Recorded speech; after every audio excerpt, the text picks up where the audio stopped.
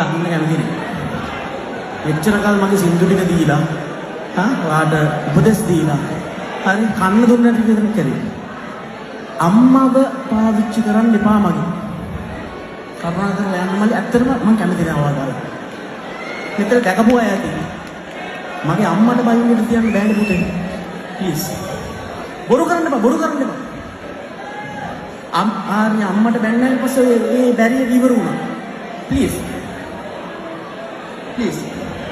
එක්ක මම බයින්නත් කොහේ?